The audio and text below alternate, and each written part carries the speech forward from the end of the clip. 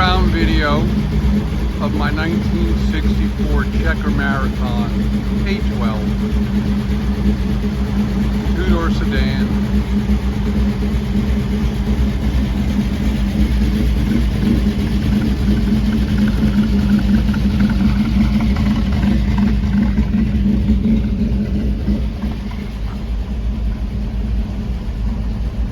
M21 4-speed with a 256 first.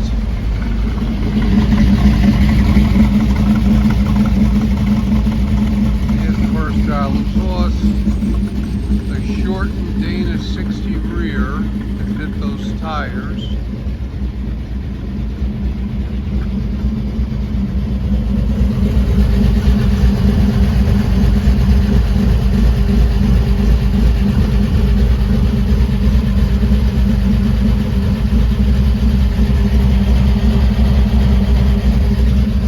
Outlets for the fuel tank, custom-made traction bars for this.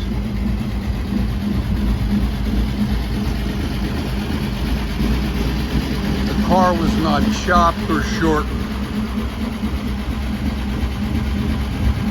The quarters were handmade and the back of the roof was reconfigured, but still retains the factory back window. The quarter windows are custom made, and the side drivers and passenger windows are all custom made.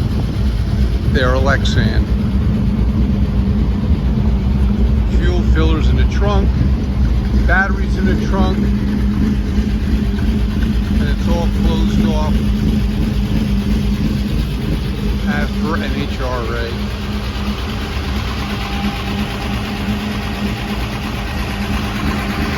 That is a reproduction grill I got from Checker Motor Car. It's the best reproduction part I've seen in my life.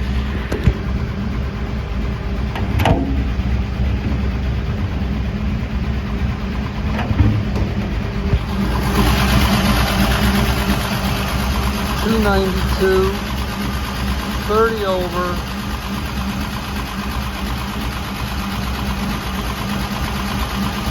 12-to-1 compression, lost pistons, rods have been worked and resized, crank was done, extensive headwork.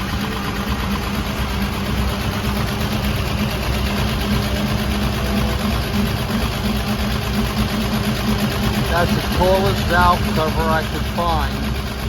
And then I had to put that 3/4-inch spacer to clear the long valves and the roller rockers. Fuel 450.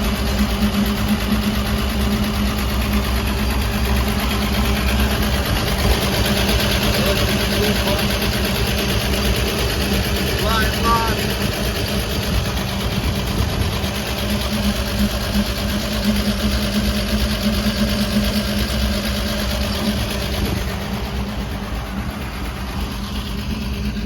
And the factory tag that shows what it has.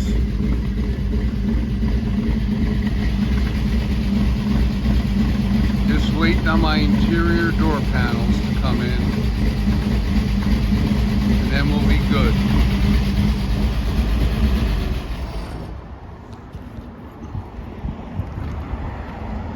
Inside the trunk, look at this. This car came from the original owner with only 68,000 miles. I got all the keys, all the paperwork. I had to close that off. The trunk is solid. Not a drop of rust was on this car. That's where you fill the fuel from now. We close this off over here. Mounted that battery. Put a shut off in it. Right on the plate. All new rubber gaskets.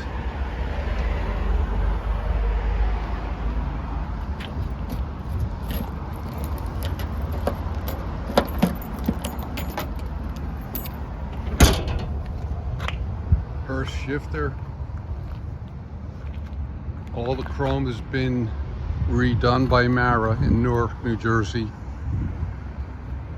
The door moldings were custom made. I had these emblems reproduced. I still have quite a few. I did not do it for profit. I did it for fun. Those are Studebaker drum brakes from a '64 Superlark. And I got this emblem from Steve at Checker Motor Cars. And I took the cap over to the machine shop and I had him turn it down so it was smooth, and the emblem fit perfect inside the Krager SS. Here's what it looks like underneath, fellas. Yeah, she's clean. See, it was a body off.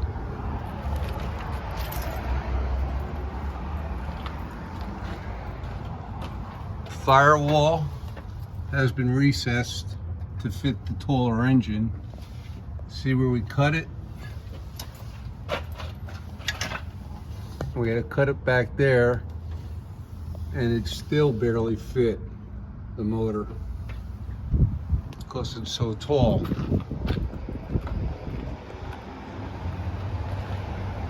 And that's one of those custom engine mounts from 12 Bolt. It covers up the mechanical fuel pump opening, and then you run a straight electric pump.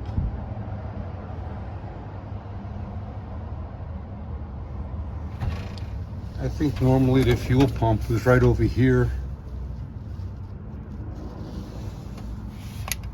No, maybe it was right over here. That's where the fuel pump goes. And I grounded the motor to the chassis, the engine to the chassis. That grounds all over the place. Took the stock wiring harness, threw it in the garbage, got all new gauges, pulled up painless, and they made me a wiring harness just like a mid-70s or late 60s General Motors car. No more stupid breakers or anything. I had to reconfigure that throttle also, could not use the factory throttle. And I had to rig that up for a parking light, warning light. Only because I had a car with a stick shift before and didn't realize that the parking brake was on because there was no light, and I tore up the pads. So there she is. And that roll bar is from a '55 Chevy, but you gotta weld it together. Dimensions are perfect.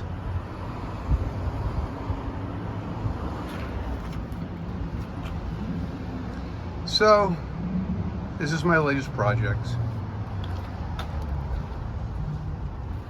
The motor made 370 horse or 383 horse, but I know it made 417 foot-pounds of torque.